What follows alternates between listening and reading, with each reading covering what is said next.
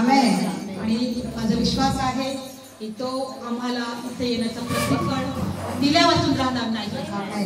धन्यवाद येशू. डोळे बंद करूया. Thank you Jesus. Thank you Jesus. Hallelujah. हे मेरे परमात्मा मेरी आत्मा पुकारे. हे मेरे परमात्मा मेरी आत्मा पुकारे. मुझको आवाज देना, मुझको आवाज देना. हे दुनिया की सृजनहारे, मुझको आवाज देना. हे दुनिया की सृजनहारे. हे मेरे परमात्मा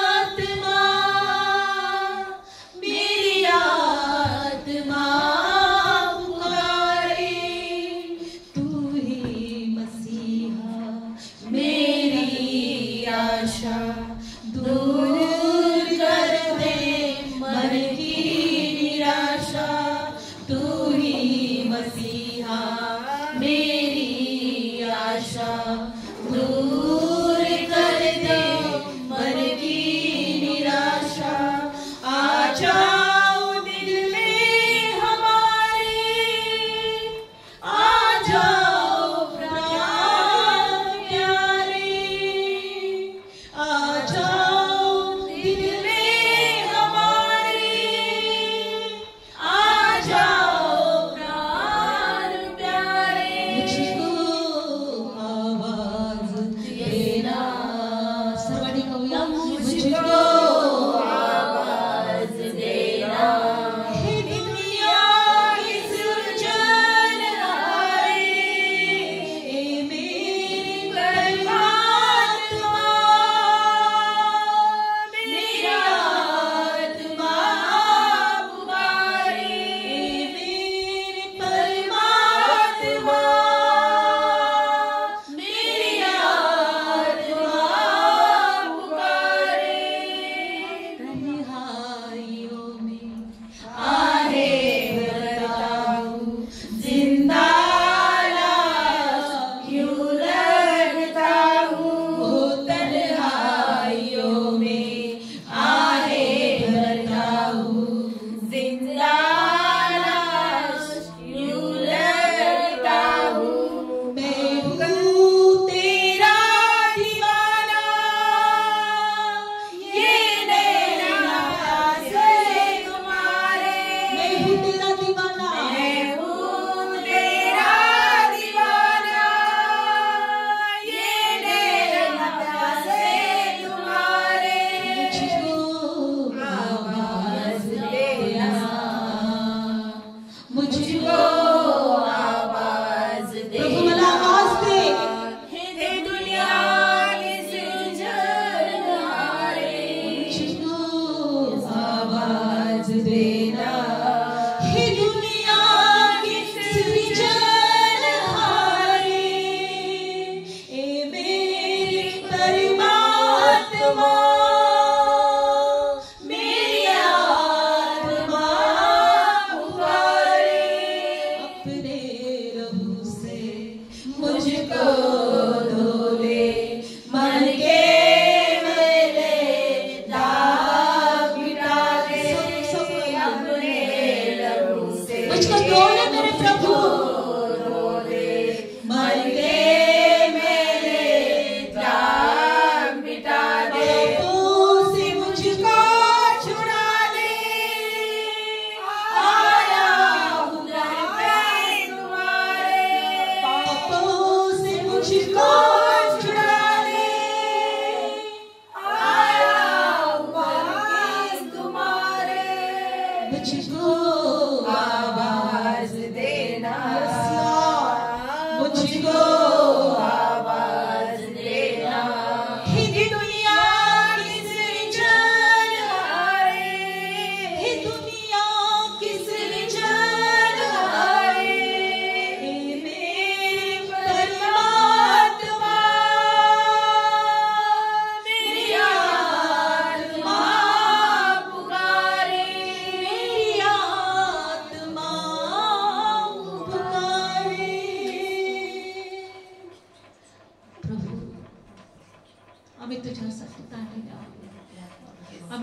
तुझ्यासाठी भुकेले आहोत.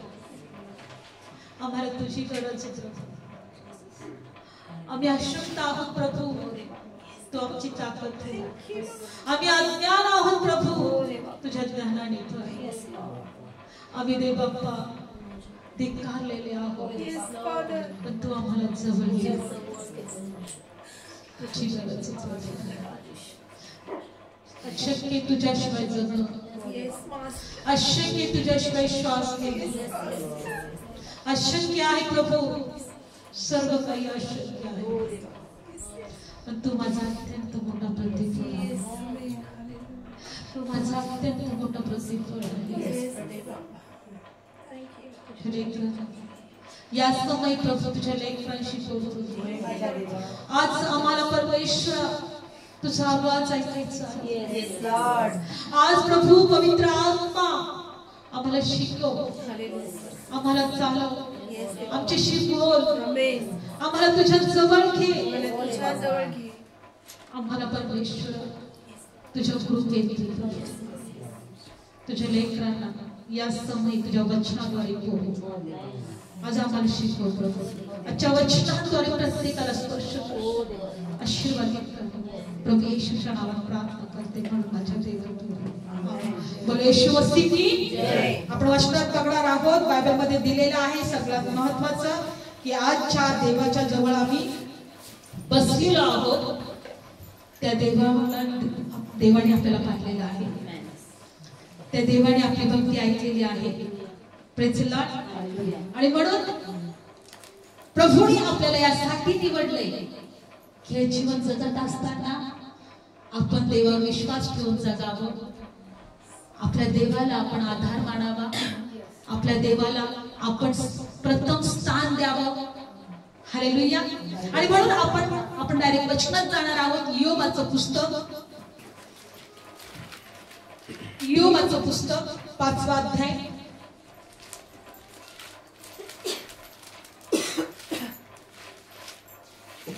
योबाचं पुस्तक 5वा अध्याय 8वें वचन. योबाचं पुस्तक 5वा अध्याय 8वें वचन.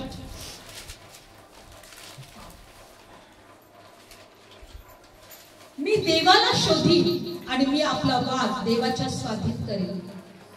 Praise the Lord. कोणता देव? जो अतर्क्य महत् कर्म, असंख्य आश्चर्य कर्म करतो. तो पृथ्वीवर पाऊस देतो, शेतांवर पाणी पाठवतो, दिनांना उंच स्थानी ठेवतो. शोक करणारे उद्धारात उंचावले जातात. तो धूर्तांचे कार्य मोडतो, त्यांच्या हाताने त्यांचे कार्य सिद्धीत जात नाही. तो शहाण्यास त्यांच्या धूर्तपणात धरतो. कुटिलांची मसलत लवकरच फिसकते. दिवसा त्यांना काळोख काढतो, जसे रात्री दुपारीही ते चाचपतात. परंतु दरिद्र्याला त्यांच्या तोंडच्या तलवारीपासून, बलवानाच्या हातापासून तारतो. म्हणून दिनाला आशा प्राप्त होते, अन्याय आपले तोंड विटतो. Praise the lord. प्रभू म्हणतो, त्या योग मध्ये प्रभूचा भक्त म्हणत आहे, मी देवाला शोधी आणि आपला वाद देवाच्या स्वाधीन करेल. जो अतर्क्य मत्कर्म, असंख्य आश्चर्य कर्म करतो. एवढंच नाही, तो पृथ्वीवर पाऊस देतो.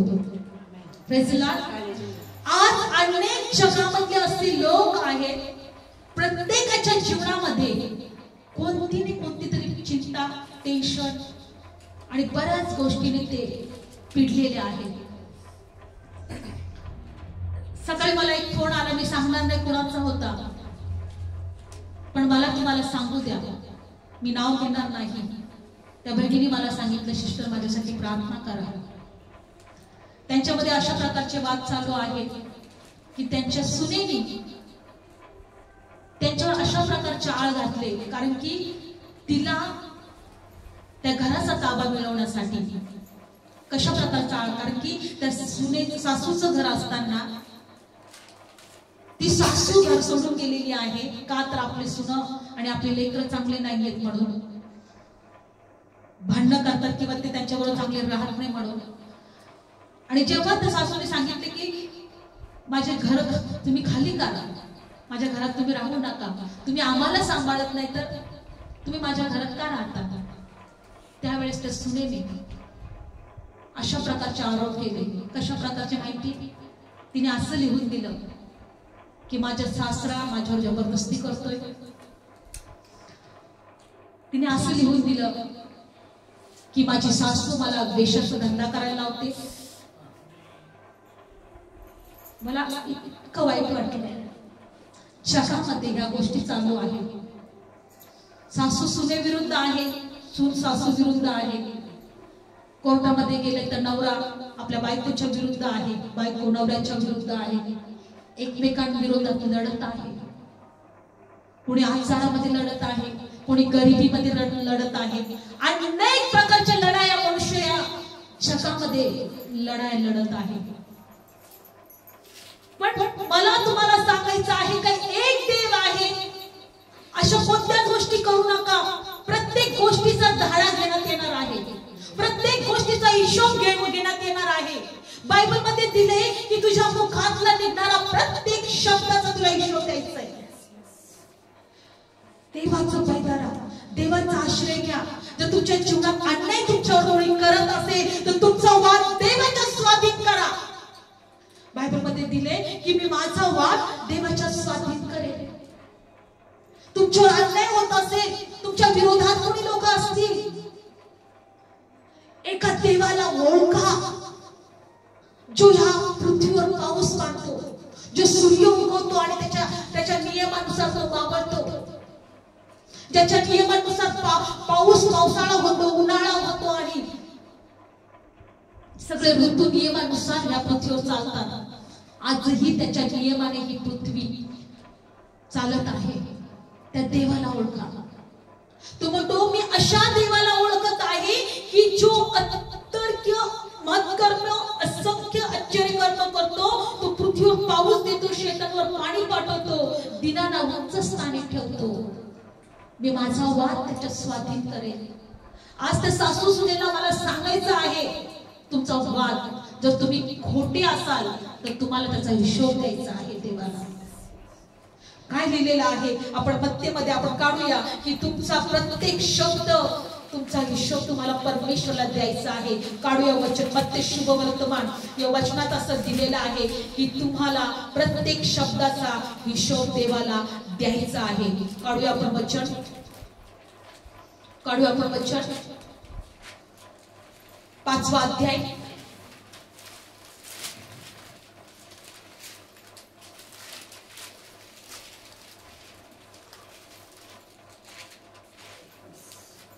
काढू 5वा अध्याय. धन्यवाद येशू. Thank you Jesus. हालेलुया.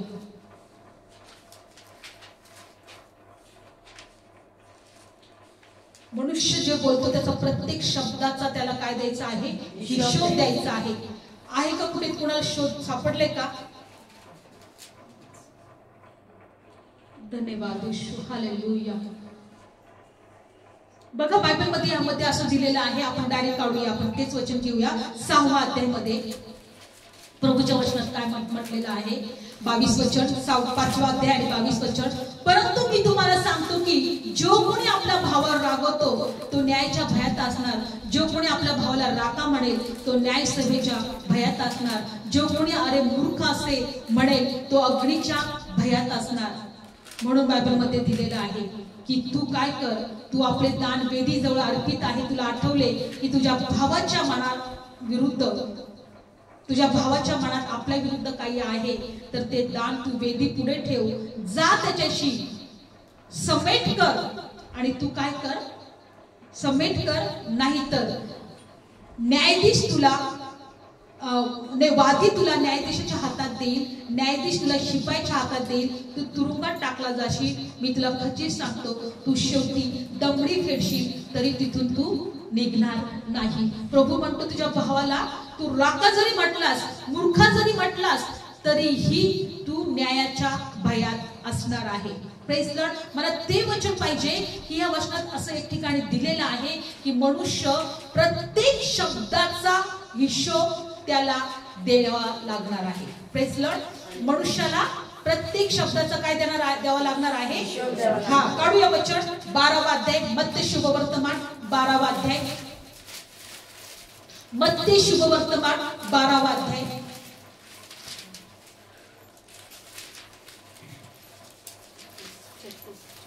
आणखी मी तुम्हाला सांगतो की जो व्यर्थ शब्द माणसे बोलतील त्याचा हिशोब तो न्यायाच्या दिवशी देईलच. काढलं वचन? मत्ती शुभवर्तमान 12वा अध्याय आणि 36 वचन वाचा कोणीतरी. मी तुम्हाला सांगतो की माणसे जो व्यर्थ शब्द बोलतील त्याचा हिशेब त्यांना न्यायाच्या दिवशी द्यावा लागेल. 37.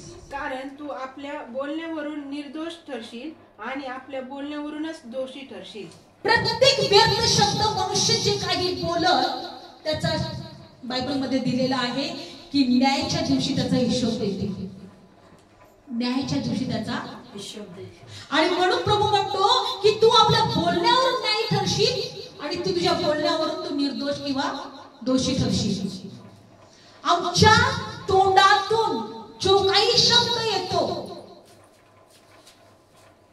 तो देवाला आवडतो का? देव तो ऐकत आहे.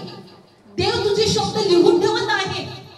आज तू इतका मोठा आळ तू तुझ्या लोकांवर घेत आहे त्याचा हिशोब तुला द्यावा लागेल. लक्षपूर्वक ऐका, आम्हाला हिशोब द्यायचा आहे. जर तुम्ही कोणी ऐकत असाल, मला जे कोणी असतील, जे कोणी तुम्ही चुकीच्या गोष्टी करत असाल, मी तुम्हाला सांगेन पश्चाताप करा, प्रभूला क्षमा मागा. कारण एक दिवस असा येणार आहे की तुम्हाला त्या शब्दाचा हिशोब प्रभूला द्यावा लागणार आहे. लक्षपूर्वक ऐका. तुमचा वाद असेल तर परमेश्वराच्या स्वाधीन करा. प्रभूला सांगा, प्रभू माझ्या जीवनात हे त्रास आहे, मला असे माझं छळ होत आहे, माझ्यावर अशा प्रकारचा अन्याय होत आहे. सांगा ना प्रभूला. जो ह्या पृथ्वीवर पाऊस पाडतो, शेतांवर पाऊस पाठवतो, अत्कर्म करतो, सत्कर्म करतो, आश्चर्य कर्म करतो, अद्भुत गोष्टी करतो, त्या देवाच्या हातात तुमचा वाद द्या. सासू असेल की सून असेल, मी तुम्हाला म्हणेल की तुमच्यावर अन्याय होत असेल तर देवाच्या हातात तुमचा वाद स्वाधीन करा. योग म्हणतो की मी माझा वाद देवाच्या स्वाधीन करतो आणि मी वाट पाहतो देव माझा न्याय करेल. आमेन. बायबल सांगतं की एक विधवा स्त्री प्रभूचा जवळ रोज ते अन्याय न्यायाधीशाला जायची. प्रभू येशू ख्रिस्ताने स्वतः तिचा दाखला सांगितला की ती विधवा स्त्री रोज प्रभू येशूकडे जायची, त्यांनी अन्याय न्यायाधीशाकडे जायची. प्रभू माझा न्याय कर. त्या अन्याय न्यायाधीशाला म्हणायची. कोणाला म्हणायची? तो अन्याय न्यायाधीशाला म्हणायची माझा न्याय कर. प्रभू म्हणतो तुम्ही तुमचा न्याय करायला समर्थ आहे. म्हणून प्रभूने हा उदाहरण दिलाय. ती का म्हणायची? प्रभू माझा न्याय कर. आणि बायबल मध्ये दिलंय की तो अन्याय न्यायाधीश काय म्हटला? एक दिवस कंटाळून म्हटला की जरी मी देवाचं भय धरत नाही, जरी मी मनुष्याची पर्वा करत नाही, पण ही बाई रोज माझ्या दारात येते आणि म्हणते माझा न्याय कर, म्हणून मी तिचा न्याय करूनच टाकेन. येशू म्हटला अन्याय न्यायाधीश काय म्हणते पहा. तो जर तिचा न्याय करू शकतो तर मी तुमचा न्याय करणार नाही का? एक न्यायाधीश आहे. प्रत्येक जण मी आज म्हणते ह्या जगामध्ये प्रत्येकाला कोणत्या ना कोणत्या गोष्टीचं टेन्शन आहे, चिंता आहे, कोणत्या ना कोणत्या गोष्टी त्याच्या जीवनामध्ये त्रासदायक त्याला वाटत आहेत. पण एक प्रभू आहे, तो म्हणतो की माझ्या हातात तुझा वाद देऊन टाक. माझ्या हातात तुझी चिंता टाक. माझ्या पायाजवळ तुझी चिंता तू टाकून दे. मी तुझी काळजी घेतो. खोटेपणा सोडून द्या, लबाडी सोडून द्या. बायबल मध्ये दिले की सून सासूवर उठेल ना सासू सुनेवर उठेल. या गोष्टी प्रभूने अगोदरच सांगून ठेवल्या. का? कारण ते एकमेकांना प्रेम करणार नाही. तुमच्यामध्ये प्रीती नसेल, प्रीती थंड होईल. आज आम्हाला या गोष्टीवर विश्वास ठेवायचे. प्रभूला म्हणायचे प्रभू धन्यवाद मी तुम्हाला निवडले कारण मी तुला ओळखावं. बायबल मध्ये दिले की प्रत्येक शब्दाचा हिशोब घेण्यात येईल. तुझ्या बोलण्याद्वारे तू नीतिमान किंवा न्यायी ठरशील किंवा तुझ्या बोलण्याद्वारे तू दोषी ठरशील. आज आम्हाला जर कळालं प्रभूचं वचन तर आम्हाला आतापर्यंत आमच्या मुखातून इतरांविरोधात जे काही आम्ही बोललेलो आहोत, इतरांविरोधात आम्ही जे काही शब्द काढलेले आहेत, मी तुम्हाला सांगेल, गुडघ्यावर जा, घरी गुडघ्यावर जा, प्रभूला म्हणा, प्रभू मला क्षमा कर, मी प्रायश्चित्त करतो, मी पश्चाताप करतो. ते तुमचे शब्द पुसण्यात येतील, मी तुमच्या अपराध पुसून टाकतो. प्रभू काय म्हणतो? मी तुमचे अपराध पुसून टाकतो, तुमचे लाखेसारखे पाप मी बर्फासारखं शुभ्र करेल. तो प्रभू तुमचे अपराध पुसून टाकेल. Praise the Lord. का? तर त्या प्रभूच्या निवासस्थानामध्ये आपल्याला जायचं आहे. तो आमचा आश्रयाचं खडक आहे. म्हणून स्तोत्रसंहिता 71 अध्यायामध्ये आपण बघणार आहोत. स्तोत्रसंहिता 71 अध्यायामध्ये आपण काय बघणार आहोत? काढूया आपण वचन. स्तोत्रसंहिता 71 अध्याय. या वचनामध्ये तो स्तोत्रसंहिता लिहिणारा काय म्हणतो बघूया आपण वचन. स्तोत्रसंहिता 71 अध्याय.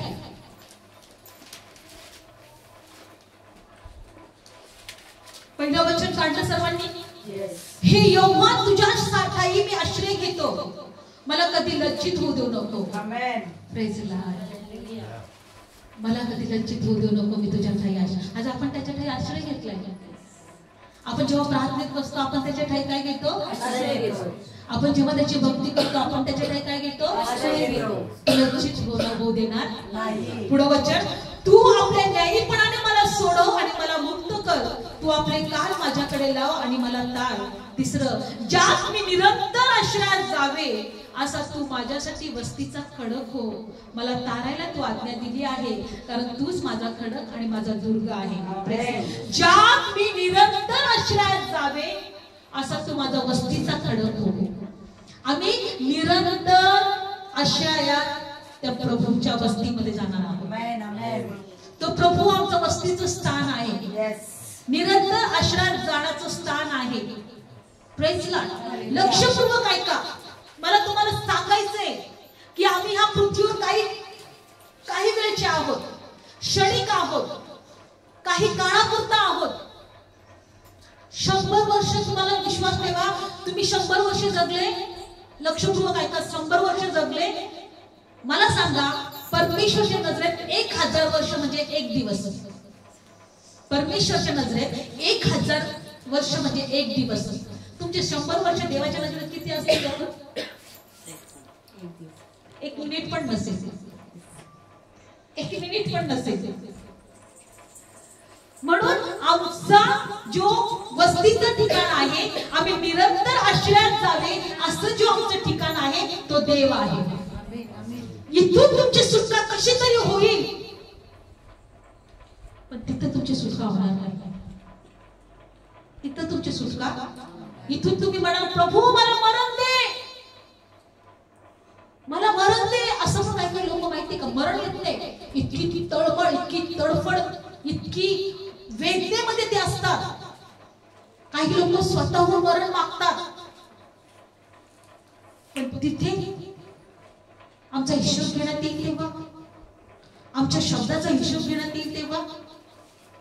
निरंतर आश्रयात जावे असा तो आमचा वस्तीचा खडक आहे. आम्ही त्याच्या जवळ गेल्यानंतर तिथं आमचा हिशोब घेण्यात येईल तेव्हा काय करा, काय करा. आजच वेळ आहे. आमच्या मुखावर नियंत्रण ठेवा. आमचे शब्द कसे निघतात, आम्ही कुणाच्या विरोधात काय बोलत आहे, आम्ही कुणाच्या विरोधात कशा प्रकारे वागत आहोत.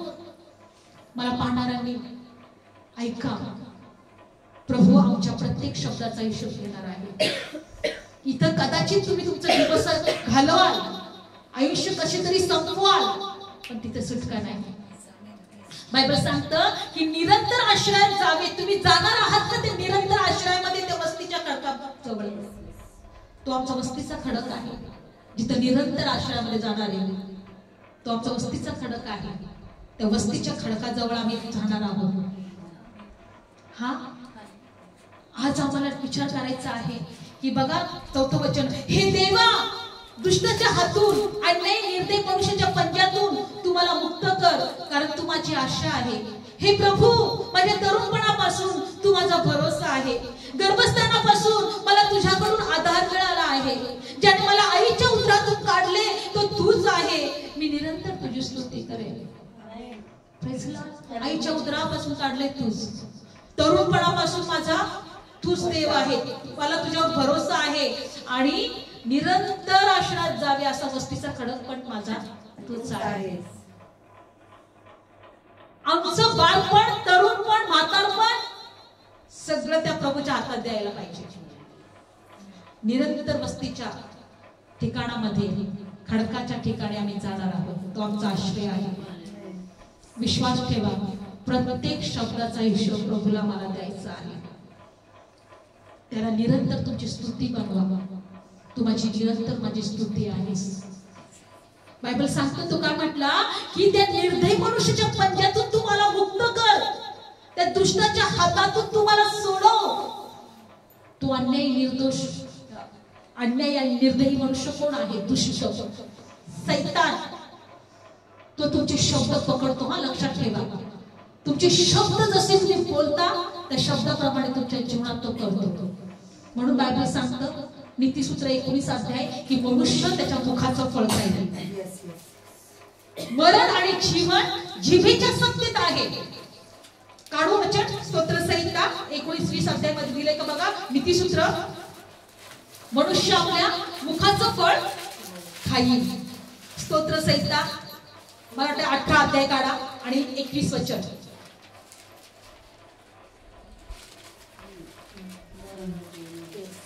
तो नीतिसूत्र 18 अध्याय 21, 18 आणि 21. मरण आणि जीवन कोणाच्या सत्तेत आहे? जिभेच्या. आणि तिची आवड धरणारे तिचे फळ खातील. कोणतं फळ खाणारे आम्ही आता विचार करा. मरणाचं फळ का जीवनाचं फळ? तिची आवड धरणारे. आम्ही कोणती आवड धरलेली आहे? वाईट गोष्टीची आवड धरली का चांगल्या गोष्टीची आवड धरली? एखाद्यांवर आळ घालणं, एखाद्यांना वाईट गोष्टीमध्ये पकडणं, हे आम्ही जिभेनेच करत आहे ना. ही व्यक्ती माझ्यासाठी असं असं करते, ही व्यक्ती माझ्यावर तसं तसं अन्याय करते. एखाद्याला फसवणं हे जिभेनेच होतंय ना. लक्षपूर्वक ऐका. मनुष्य आपल्या जिभेचं फळ खाईल. सगळ्यात महत्वाचं आमच्या शब्दातून किंवा आमच्या मुखातून निघणारा प्रत्येक शब्दाचा आम्हाला काय द्यायचं आहे? हिशोब द्यायचा आहे. आणि म्हणून बायबल सांगतं 20वं वचन वाचा अजून.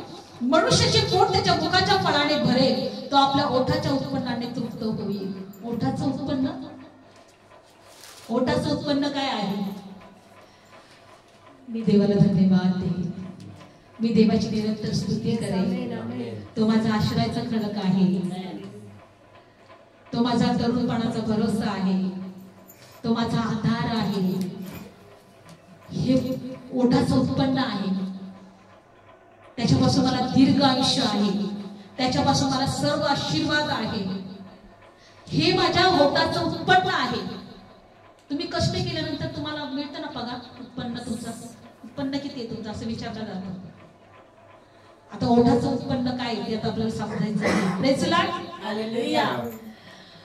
तुमच्या ओठाच्या द्वारे तुम्ही काय व्हाल? तुमच्या मुखाचं फळ तुम्ही खाल. म्हणून कधीच कुणावर आरोप लावू नका, खोट्यामध्ये जाऊ नका. प्रत्येक गोष्टीचा आम्हाला हिशोब द्यायचा आहे. आणि म्हणतो स्तोत्रसंहिता लिहिलेला म्हणतो की म्हातारपणी तुम्हाला टाकू नको. काढा वचन स्तोत्रसंहिता 71 मध्ये. म्हातारपणी तुम्हाला टाकू नको. स्तोत्रसंहिता 71 मध्येच आहे. काय म्हणत आहे ते की म्हातारपणी मला तू टाकू नको. काढला वचन, काढा वचन स्तोत्रसंहिता 71 9वं वचन. म्हातारपणाच्या समयी तू मला टाकू नको. माझी शक्ती थकेल तेव्हा तू मला सोडू नको. ज्या शक्तीवर, ज्या ताकदीवर तू विश्वास ठेवत आहे ना, ज्या शक्तीवर, ताकदीवर तू लोकांवर अन्याय करत आहे ना, लोकांवर आळ घेत आहे ना, त्या म्हातारपणात काय तुझी अवस्था होणार आहे? कोण तुला विचारणार आहे? कारण तू काय आयुष्यभर पेरलेलं आहे. तू कोणत्या शब्दाने तू आयुष्यामध्ये तू लोकांवर अन्याय केलेला आहे. म्हातारपणी तुम्हाला टाकू नको. म्हातारपणामध्ये आमचे आयुष्यभराचे मिळालेले फळ, आयुष्यभर आम्ही कमावलेल्या गोष्टी म्हातारपणात मिळतील आम्हाला. विश्वास ठेवा. तो म्हणतो म्हातारपणात तुम्हाला टाकू नको आणि पुढं, कारण माझे वैरी माझ्याविषयी बोलतात आणि जे माझ्यावर जीवावर टपतात ते एकत्र मिळून मसलत करतात. मनुष्याचा वैरी कोण आहे? त्याच्या विरुद्ध बोलतात. बघ हा कसा आहे, याला आपल्या तावडीत घेऊ, याला आपल्या पंचायत घेऊ, याला आपल्या राज्यात घेऊ. लक्षपूर्वक आपला एक वैरी आहे, तो आपल्या विरोधात बोलत आहे. देव जसं आम्हाला शिकवतो, देव आमच्यासाठी उत्तम योजना करतो, तसंच दुष्ट आमचा वैरी सुद्धा आमच्या विरोधात योजना करत आहे. असं दिलेलं आहे बघा वचनात. माझे वैरी माझ्याविषयी बोलतात आणि माझ्या जीवावर ते टपतात, एकत्र मिळून मसलत करतात. म्हणजे त्यांची पण मीटिंग होते बरं का. सैतानाची दुष्ट आत्म्यांची पण आपल्या विरोधात मीटिंग होते. एकत्र मिळून ते मसलत करतात. म्हणजे काय, मीटिंगच करतात ना. पण आमचे शब्द पकडतात ना, लक्षात ठेवा. जर आमच्या शब्दात जर सामर्थ्य आहे तर ते आमच्या जवळ येणार नाही. आणि आमचे शब्द जर बिघडले, देवाच्या विरोधात झाले, तर तो म्हणतो तू माझ्याच पार्टीचा आहे, ये. तू कोणाच्या पार्टीचा आहे? माझ्याच पार्टीचा आहे.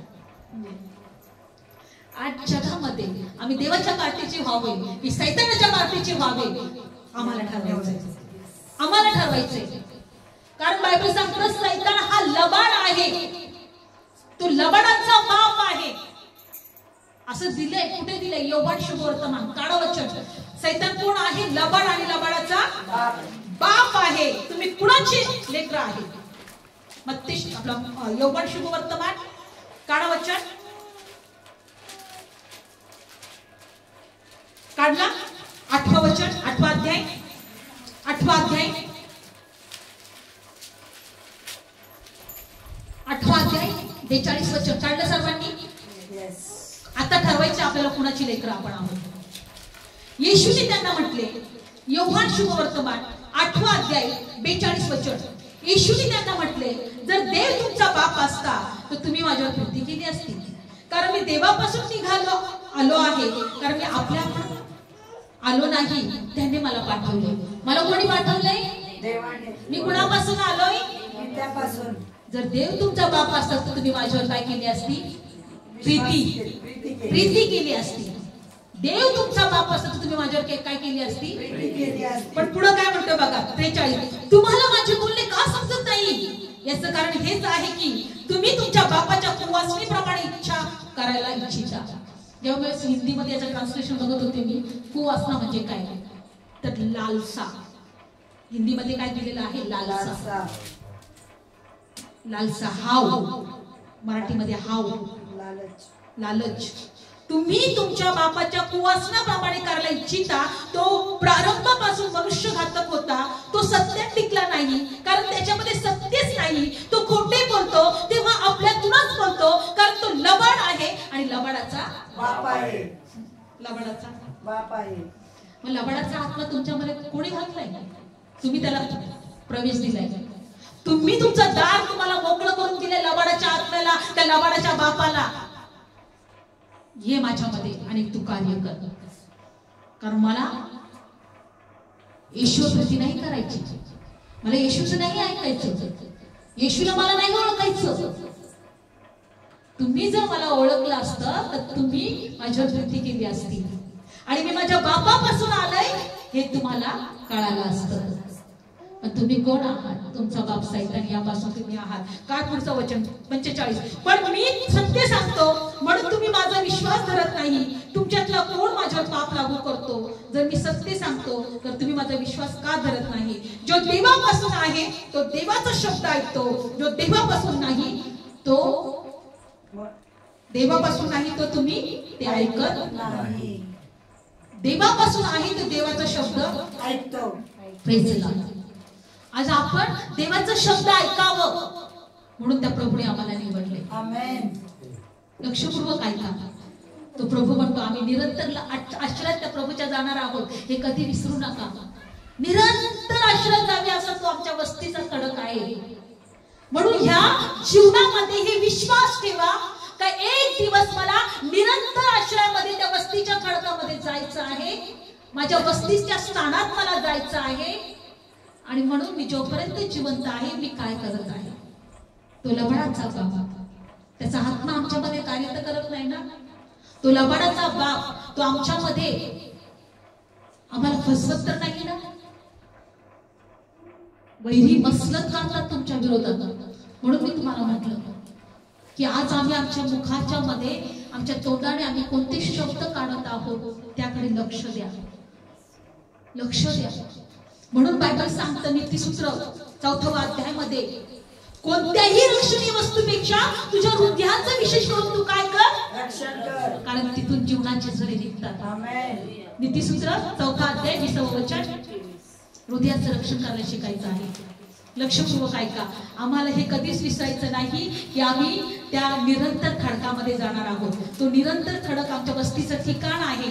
Praise Lord. आणि म्हणून आमच्या मुखातले शब्द, प्रत्येक शब्दाचा हिशोब आम्हाला द्यायचा आहे. आज या वचनात तुम्हाला एकच सांगायचं आहे की आमच्या मुखातून निघणाऱ्या प्रत्येक शब्दाचा आम्हाला हिशोब द्यायचा आहे. नीतिसूत्र काढा 4 अध्याय, 4 अध्याय नीतिसूत्र 4 अध्याय काढलं वचन. 20 वचन आहे. 20 वचन. माझ्या मुला माझ्या शब्दाकडे लक्ष लाव, माझ्या सांगण्याकडे कान दे. ती तुझ्या डोळ्याकडून न जावो, तू आपल्या हृदयात राखून ठेव, कारण जी त्याला सापडतात त्याला जीवनच आहे. 23 वचन. ज्या कशाचे तू रक्षण करतोस त्या सर्वांपेक्षा अधिक कसोशीने तू आपल्या हृदयाचं रक्षण कर, त्यातून जीवनाचे झरे निघतात. जीवनाचे झरे म्हणा, जीवनाचे झरे माझ्या हृदयातून निघतात. जीवनाचे झरे. कोणते झरे निघत आहे तुमच्यामधून? जीवनाचे झरे. ओहो, प्रेज द लॉर्ड. आज मला तुम्हाला सांगू द्या, खरंच आमच्या मुखातून काही शब्द निघाले असेल तर आपण प्रभूला क्षमा मागा. क्षमा मागा, कारण की प्रत्येक शब्दाचा हिशोब द्यायचा आहे. पुसून टाकायचे असतील तुमचे शब्द दुसऱ्यांच्या विरोधात बोललेले तर पश्चाताप करा. Praise Lord. आणि काय पुढच्या वचनात दिलेलं आहे की 24 कुटील तोंड आपल्यापासून लांब कर, वाकडे होठ तू आपल्यापासून दूर कर. हालेलुया. कुटील तोंड लांब कर. जीवनाचे झरे, हृदयाचे रक्षण करा आणि आपल्या मुखातून काय काढा? जीवनाचे झरे निघू द्या. लक्षपूर्वक ऐका. प्रभू आज आम्हाला सांगत आहे, निरंतर वस्तीच्या ठिकाणामध्ये जर तुम्हाला जायचं असेल आत्ताच वेळ आहे.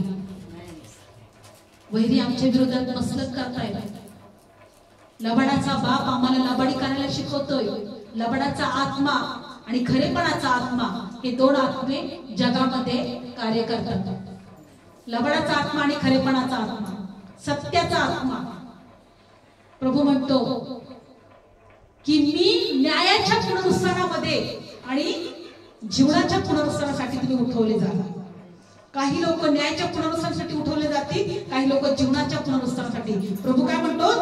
जीवन आणि पुनरुत्थान मीच आहे, पण काही लोक न्यायाच्या पुनरुत्थानासाठी उठवले जातील आणि काही जीवनाच्या पुनरुत्थानासाठी. न्यायाच्या पुनरुत्थानात आम्ही येणार नाही याचं भान ठेवा. काढू वचन कुठं आहे ते? योहान शुभवर्तमान, योहान शुभवर्तमान काढा वचन. धन्यवाद येशू. विश्वास ठेवा, प्रभूच्या पायाजवळ आपण आहोत. प्रभू आपल्याला काहीतरी शिकवत आहे आणि देवाला धन्यवाद द्या. प्रभूला म्हणा, प्रभू माझ्या मुखातून निघणाऱ्या प्रत्येक शब्दाबद्दल प्रभू मला क्षमा कर. काढूया वचन. योहान शुभवर्तमान 5 अध्याय, योहान शुभवर्तमान 5 अध्याय 28 वचन. याविषयी आश्चर्य करू नका.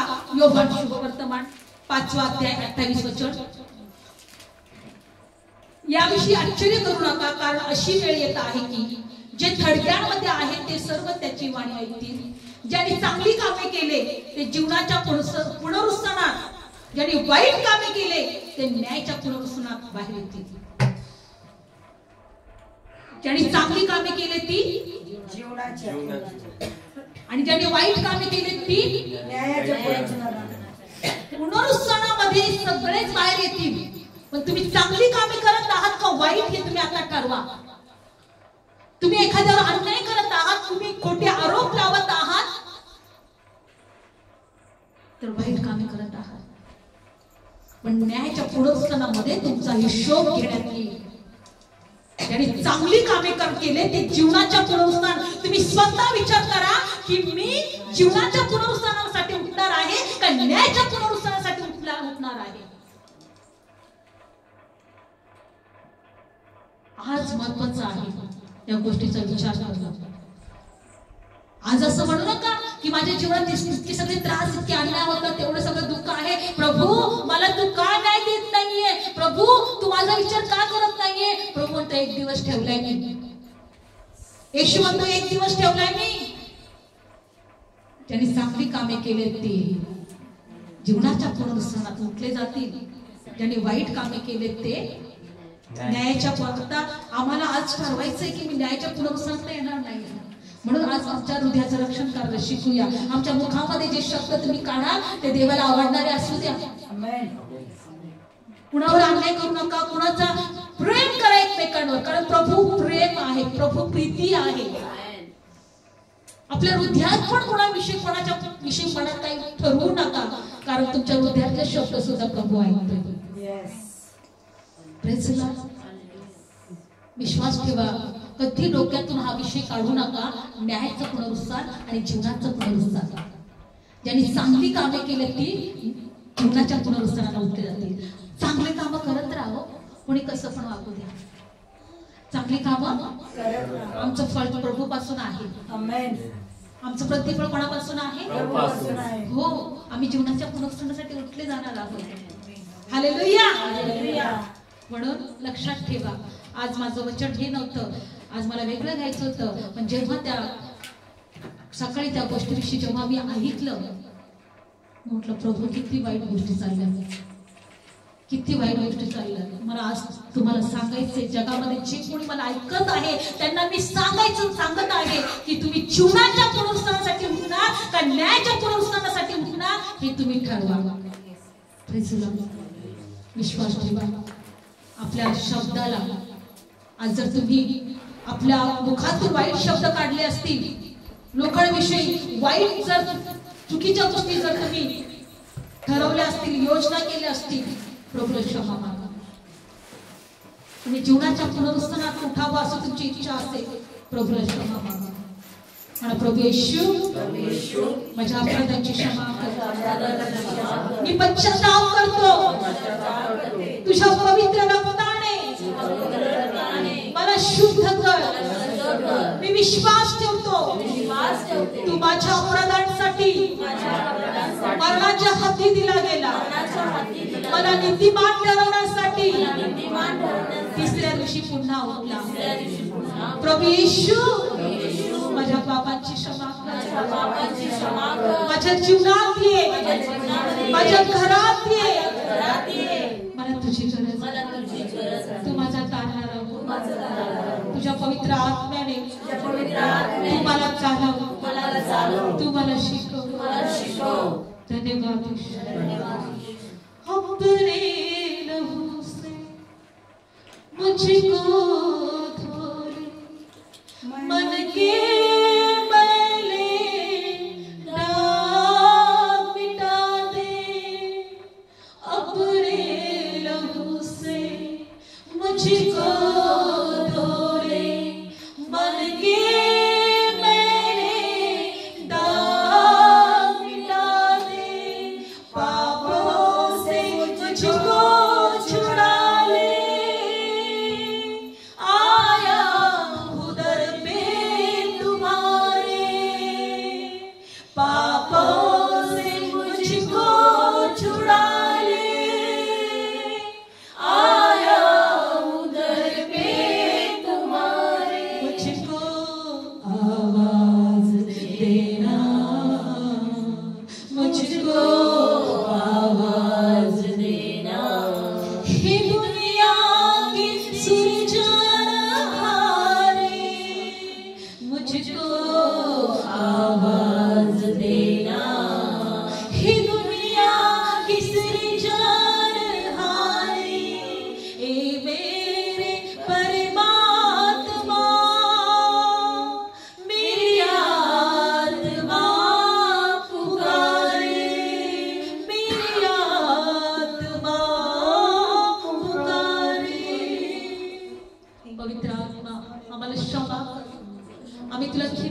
असेल, आम्ही पवित्र आत्मा तुझ्याकडे लक्ष दिलं नसेल, क्षमा कर माझ्या देवा, आम्हाला क्षमा कर। धन्यवाद येशू, आज तू आम्हाला शिकवलं, जीवनाचं पुनरुत्थान आम्हाला दाखवलं, न्यायाचं पुनरुत्थान तू आम्हाला दाखवलं प्रभू। आम्ही चांगली कामं करावं आणि जीवनाच्या पुनरुत्थानासाठी उठावं, म्हणून तू आम्हाला सहाय्य कर, तू आम्हाला कृपा पुरव। जे लोक देवा आजारी आहेत त्यांना स्पर्श कर, जे लोक आत्महत्या करत आहेत त्यांना स्पर्श कर, ओ त्यांना देवा तुझं प्रेम कळू दे प्रभू, त्यांना तुझं जीवन मिळू दे प्रभू। जे कर्जात आहेत त्या कर्जातून बाहेर काढ, जे गरिबीत आहेत त्यांना प्रभू याच्यातून बाहेर काढ। देवा तू आमच्यासाठी दरिद्री झाला, कारण तुझ्या दरिद्री जीवनाद्वारे आम्ही धनवान व्हावं। ते धनवानाचे आशीर्वाद तुझ्या लेकरांसाठी मी स्वीकार, प्रत्येक कर्ज मोकळं केलं जाऊ, प्रत्येक कर्जातून सुटका मिळू दे प्रभू। आम्ही विश्वास ठेवतो, जे घर तुटलेले आहेत, जे घटस्फोट झालेले आहेत, जे घर एकमेकांपासून देवा नवरा बायको दूर आहेत, लेकरं एकमेकांपासून दूर आहेत, त्याच्यामध्ये प्रेम घाल, त्यांना जवळ कर, तुला वाढीचा आत्मा त्यांच्यापासून दूर कर माझ्या देवा। प्रभू येशू, तुझ्या लेकरांना देवापा तुझ्या उपस्थितीमध्ये घे, तुझ्या लेकरांना त्या लबाडीच्या बापापासून, त्या लबाडीच्या आत्म्यांपासून तू त्यांना सोडव प्रभू। अनेक घरामध्ये दुभागणीचा आत्मा कार्य करत आहे, फूट पाडण्याचा आत्मा कार्य करत आहे, लबाडीचा बापचा आत्मा कार्य करत आहे। येशूच्या नावात आम्ही नाश करतो। तेव्हा तुझ्या लेकरांना शुद्धी बरा, तुझ्या लेकरांना सोड प्रभू, त्यांना देवा तुझं प्रेम कळू दे, तुझं जीवन त्यांना मिळेल। जे आजारी आहेत, जे दुःखी आहेत, त्रासात आहेत, निराशात आहेत, येशूच्या नावात हर एक बंधनातून सुटले जाऊ दे, हर एक श्राप त्यांच्या जीवनातून तुटले जाऊ दे प्रभू। जे कोणी ऐकत आहे त्यांना स्पर्श कर, आशीर्वाद दे। ज्या बहिणीला लेकरू नाही, येशूच्या नावात याच वर्षी लेकरू स्वीकार, ज्यांना जॉब नाही, येशूच्या नावात याच महिन्यात उत्तम जॉब स्वीकार। जे दारूच्या व्यसनात आहेत, येशूच्या नावात आजच त्या व्यसनातून मोकळी कर, स्वीकार येशूच्या नावात। धन्यवाद धन्यवाद, सर्व गौरव तुला देतो आणि प्रार्थना येशूच्या नावात मागतो, आमेन। बोलो येशू मसीह की जय। धन्यवाद येशू।